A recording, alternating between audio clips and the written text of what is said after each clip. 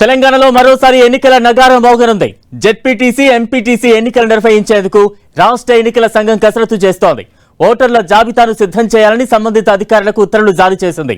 పరిస్థితులు అనుకూలిస్తే మే నెలలోనే జెడ్పీటీసీ, ఎంపీటీసీ ఎన్నికలకు పోలింగ్ జరిగే అవకాశం ఉన్నట్లు తెలుస్తోంది.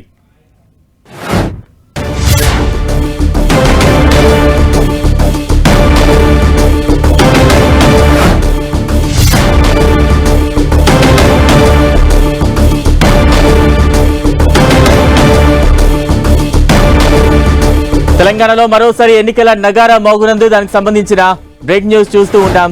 ఎన్నికల నిర్వహణకు సంబంధించి ఇప్పటికే కసరత్తు చేస్తోంది ఈసీ.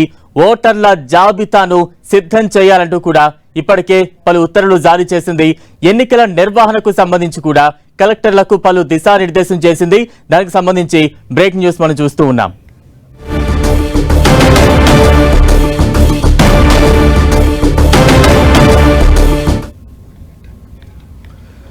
తెలంగాణలో మరోసారి ఎన్నికల నగారా మోగనుంది. జెడ్పీటీసీ, ఎంపీటీసీ ఎన్నికలు నిర్వహించేందుకు రాష్ట్ర ఎన్నికల సంఘం అయితే కసరత్తు చేస్తోంది. తాజా అప్డేట్స్ అందించేందుకు మా ప్రతినిధి తిరుపతి చారి సిద్ధంగా ఉన్నారు. చారి, బలరాం, తెలంగాణలో మరో ఎన్నికలకు సమయం సిద్ధమైందని చెప్పుకోవచ్చు. తెలంగాణలో జెడ్పీటీసీ, ఎంపీటీసీ ఎన్నికలను నిర్వహించేందుకు రంగం సిద్ధమవుతోందని చెప్పొచ్చు. రాష్ట్ర ఎన్నికల సంఘం తాజాగా ఓటర్ల జాబితాను సిద్ధం చేయాలంటూ ఉత్తర్వులు జారీ చేసింది.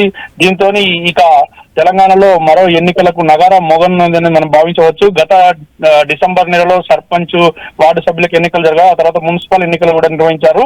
ఇక ప్రత్యేక అధికారుల పాలనలో ఉన్న ఈ మండల పరిషత్, అదేవిధంగా సంబంధించిన జిల్లా పరిషత్ కు సంబంధించిన సభ్యులకు సంబంధించి ఎన్నికలు నిర్వహించేందుకు రాష్ట్ర ఎన్నికల సంఘం సిద్ధమవుతుంది. ఇక మే నెలలోనే ఈ జెడ్పీటీసీ, ఎంపీటీసీ ఎన్నికలకు నిర్వహించే అవకాశాలు ఉన్నట్టుగా తెలుస్తోంది.